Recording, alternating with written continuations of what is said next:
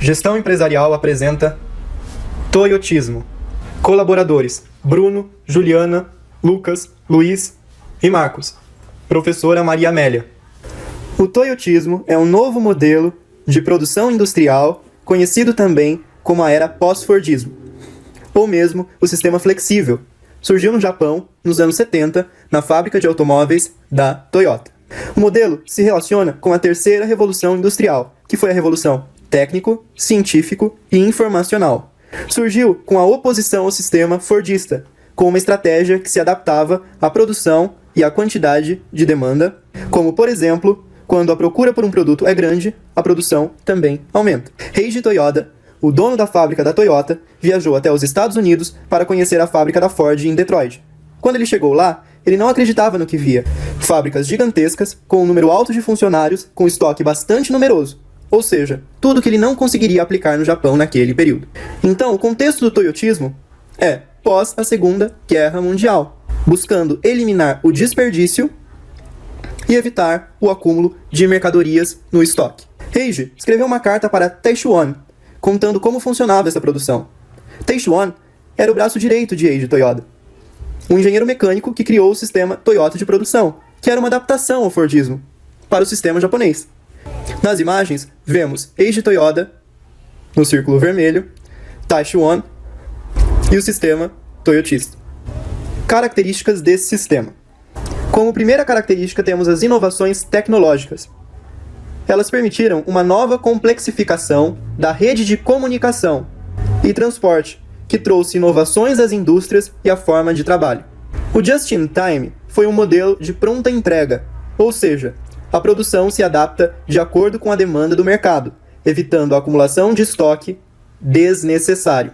Just-in-Time no Toyotismo era só produzir o necessário, ou seja, de acordo com a demanda. O Just-in-Time tinha 3 princípios: produzir na hora certa, o produto certo, na quantidade certa. Você precisa saber o que o consumidor quer, então é preciso uma pesquisa de mercado para conhecer o seu cliente. Desconcentração industrial. As indústrias se fragmentam, gerando novas formas de contratação. Então há, neste cenário, uma busca por mão de obra mais barata e as sedes empresariais ficam nos países desenvolvidos, enquanto nos países subdesenvolvidos vamos ter apenas partes da indústria, isto é, os setores secundários da economia. Obsolência programada. Este termo designa a quebra de um produto depois de um determinado tempo. Isso gera uma movimentação do capital e torna os produtos obsoletos, pela velocidade das próprias inovações produtivas. Um produto pode entrar e sair do mercado num determinado período. Robotização e terceirização. Com ela, cria novas formas de contratos trabalhistas. Então, há substituição de funções por máquinas automáticas. O Toyotismo exige uma mão de obra qualificada e adaptável a múltiplas funções. Já no Ford, você apenas designava uma função. Produtos personalizados e diversificados. Para produzir um produto, a indústria cria a demanda, cria novas necessidades e desejos. Os produtos são mais específicos para cada cliente, e não mais um automóvel de uma única só cor, como era empregado no sistema Ford.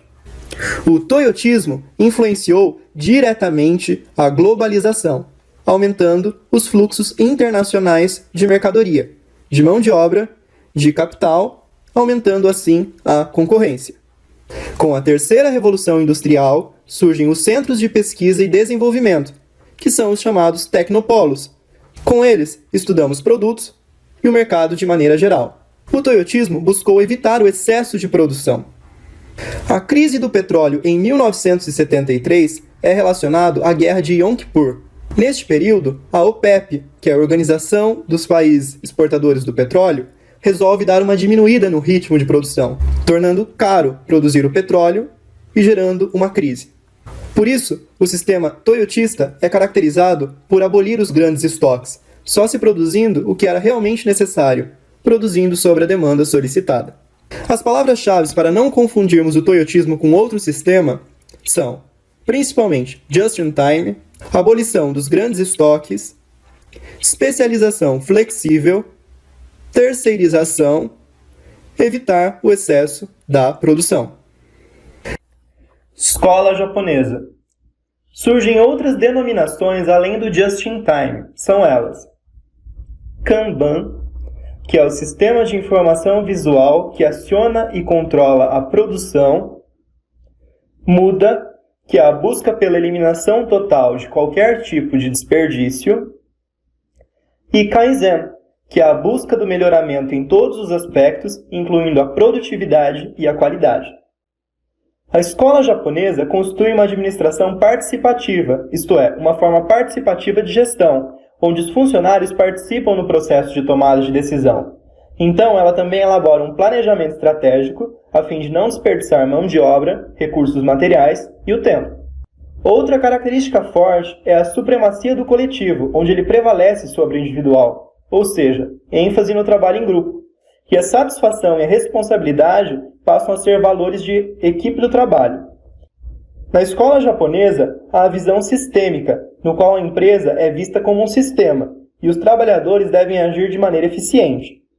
Outras características importantes que a escola japonesa destacava é a busca pela qualidade total e aumentar os índices de produtividade, além de ser flexível, padronizar as técnicas, manutenção, limpeza, organização e a cultura organizacional, que visava estabelecer uma harmonia entre as relações atribuídas.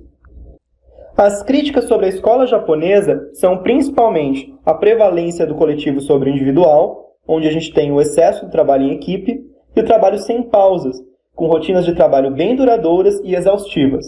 Em comparativo, no toyotismo, temos a produção sobre demanda, just in time. Os trabalhadores são qualificados. A automação, terceirização, dispersão das atividades industriais. No taylorismo, temos a ênfase das tarefas, ou seja, o foco no chão de fábrica, a divisão de tarefas, supervisionando o trabalho, buscando aumentar a produtividade.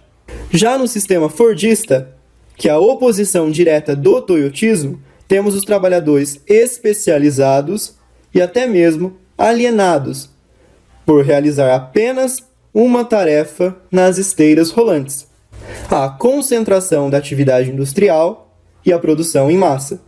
O sistema fordista é o principal sistema oposto ao toyotismo. Sobre as referências destacam Teoria Geral da Administração de Chavenato, que foi utilizada para comparativo aos modelos de Taylor e Ford, ou seja, do Taylorismo e do Fordismo; Gestão Empresarial de Taylor aos nossos dias, que denota características da escola japonesa; e o modelo toyotista de excelência em serviços, que caracterizava de forma minuciosa o sistema toyotista. Além dessas outras referências, a internet também foi utilizada para confirmar teses e caracterizar o contexto. Essa foi a caracterização do sistema toyotista. Espero que tenham compreendido e até a próxima.